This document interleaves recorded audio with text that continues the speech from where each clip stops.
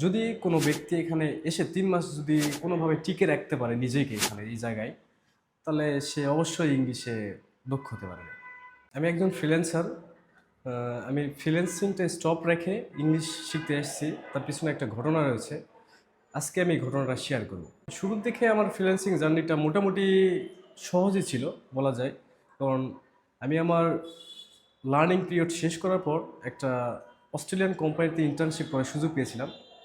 ওখানে ওইটা internship complete করার পর তারা আমাকে অফার করেছিল যে, "তুমি কি আমাদের এখানে কাজ করতে চাও নাকি?" আমি বলছিলাম, "কেন না? যেহেতু আমার কাছে এই সুযোগটা আছে।" তারপরে আমি সেখানে জয়েন করি। ওই সময়টাতে আমার টিম হেড ছিল একজন নেপালিয়ান, সে ইংলিশে কথা বলত। তবে আমি তার কথা কিছু বুঝতে পারতাম না ওই সময়টাতে। আমাকে কাজ বুঝায় নেওয়ার জন্য বারবার মালিককে রিচ করতে হতো। আমি মালিকের কাছে যাইতাম, ফোন করতাম। ফোন করে জিজ্ঞেস করতাম যে, "সাবিস আমাকে যে কাজগুলা দিয়েছে, এই কাজগুলো আমি বুঝতে পারিনি। আমি কি কাজ করব?" তখন মালিক উম আমার টিম হেডকে কনফারেন্সে নিত। নেওয়ার পর তার থেকে শুনতো যে কি কাজগুলো আমাকে করতে হবে। তারপর সে ওগুলো আমাকে বাংলায় বুঝায় দিত। আরেকটি মজার ঘটনা রয়েছে এখানে। আমি আমার টিম প্লাস আমার কোম্পানিকে যে পরিমাণ সময় দিতাম, এই সময়ে যদি আমি আমার বাইরের ক্লায়েন্টের জন্য যদি আমি দিতাম, তাহলে আমি মোটামুটি একটা ভালো অ্যামাউন্ট চার্জ করতে পারতাম। আমি নিজে চিন্তা করলাম যে আমাকে নিজে কিছু করা দরকার। নিজে কিছু ক্লায়েন্ট আমার দরকার। তখন আমি আমার আউটরিচ প্রসেস শুরু করলাম। শুরু করার পর ১ম ১৫ দিনের মধ্যে একটা ক্লায়েন্ট পেয়ে যাই। অ্যান্ড এই ক্লায়েন্টটার মিটিং করার জন্য আমি আমার এক সিনিয়র বড় ভাইকে ডাকছিলাম যে, "ভাই আমার সাথে ডিলটা করে দেন।" তারে ডাকলাম তার কারণ হলো আমার ইংলিশের দক্ষতা খুবই কমে ছিল। আমি ইংলিশে কিছু বুঝাইতে পারতাম না। যার কারণে আমি তার হেল্প নিয়েছিলাম আরকি। উনি আসলো, উনার সাথে সবকিছু কথাবার্তা বলল। বলে উনি কি বলছে না বলছে আমি সেটাও জানি না, যাই হোক। উনি আমার ক্লায়েন্টটাকে কনভার্ট করে সে তার ক্লায়েন্টে কনভার্ট করে নিয়েছে। এই অবস্থাতে আমার একটু খুব খারাপ লাগে। তারপরে আমি চেষ্টা করলাম আরেকটা খুঁজে বের করার এবং ডিসাইড করেছিলাম যে আমি নিজেই মিটিংটা একাই কমপ্লিট করব। যেহেতু আমি আগে একবার ধোঁকা খেয়েছি। যার কারণে আমি উনার সাথে মিটিংয়ে বসলাম। উনার সাথে আগে আমার ডিল হয়ে গিয়েছিল যে আমি তার সাথে কাজ করব। পার মান্থ $৫৫০ আমি চার্জ করব তার থেকে। উম উনি আমাকে বলে যে ট্রাস্ট ইস্যুর কারণে সে আমার সাথে মিটিংয়ে বসতে চায় এবং আমার কাজের প্রসেসগুলো সে জানতে চায়। এজন্য আমি তার সাথে মিটিংয়ে বসি। বসার পর সে আমাকে অনেক কোয়েশ্চেন করে। সকল কোয়েশ্চেনের প্রপার অ্যান্সার আমার কাছে ছিল। তবে আমি এটা ইংলিশে এক্সপ্লেইন করতে পারতাম না। আমি সবকিছু জানতাম তবে এক্সপ্লেইন করতে পারতাম না। যার কারণে সে আমাকে অনেক সময় দিয়েছিল বোঝানোর জন্য। মিটিংটা ছিল প্রায় ০.৫ ঘন্টা সময়ের মতো।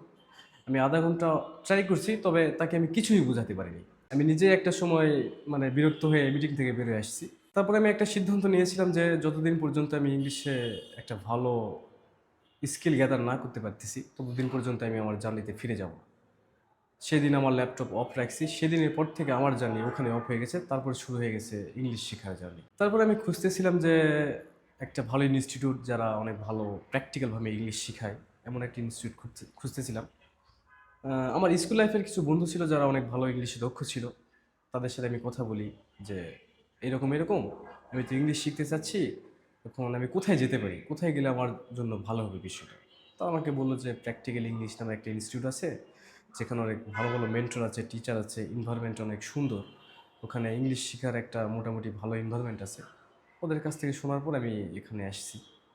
আসার পর চিন্তা করলাম যে আমার ফ্রিল্যান্সিং লাইফ যেহেতু স্টপ, সেহেতু আমি ফুল ফোকাস করি ইংলিশে। And after 3 month I get lot.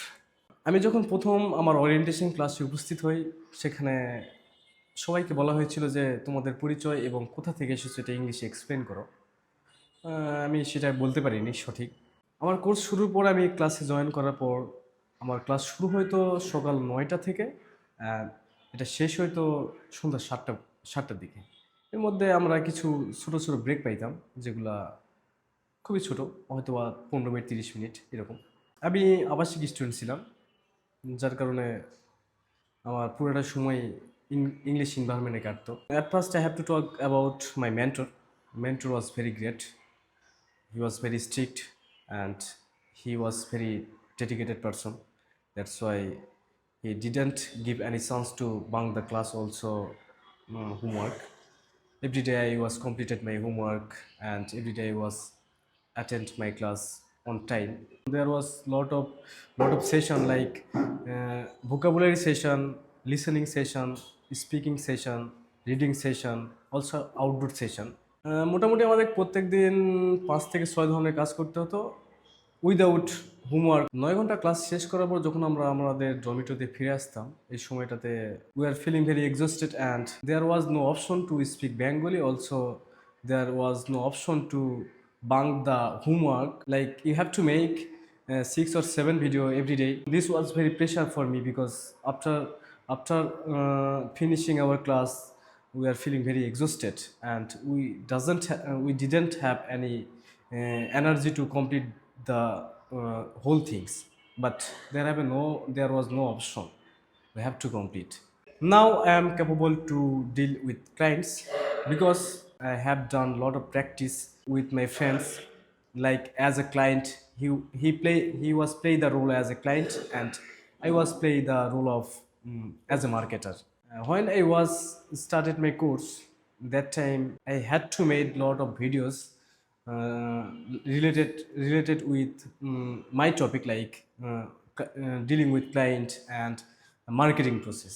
Now it became very easier for me because I have done lot of practice. পরিশেষে আমি বলতে চাই যে অনেক ফ্রিল্যান্সাররা আছে যারা ইংলিশে অদক্ষতার কারণে অনেক সময় তাদের ক্যারিয়ারে অনেক ভালো কিছু করতে পারে না, তারা অনেক সময় ক্লায়েন্টদের সাথে ডিল করতে পারে না, যার কারণে তারা অনেক দূর একাই যেতে পারে না। তাই আমি বলবো যে যদি কেউ ফ্রিল্যান্সিং ক্যারিয়ার ভালো করতে চায় তাহলে তাকে আগে ইংলিশে ভালো করতে হবে। আর ইংলিশ শেখার ক্ষেত্রে আমি প্র্যাকটিক্যাল ইংলিশকে সাজেস্ট করবো, বিকজ তারা দীর্ঘ 8-9 ঘন্টা যাবত ক্লাস নেয় এবং যদি সে রেসিডেন্সিয়াল স্টুডেন্ট হয় তার ক্ষেত্রে আহ, সে আরও অনেক বেশি প্র্যাকটিস করার সুযোগ পায়। তারা কোনো অপশন দেয় না যে আপনাকে ফাঁকি দেওয়ার। তারা 3 মাসের একটা কমপ্লিট প্যাকেজ করছে যেখানে সকল কিছু ইনক্লুডেড আছে, আপনার ইংলিশ শেখার জন্য যত কিছু দরকার হবে। যদি কোনো ব্যক্তি এখানে এসে 3 মাস যদি কোনোভাবে টিকে রাখতে পারে নিজেকে এখানে এই জায়গায়, তাহলে সে অবশ্যই ইংলিশে দক্ষ হতে পারবে।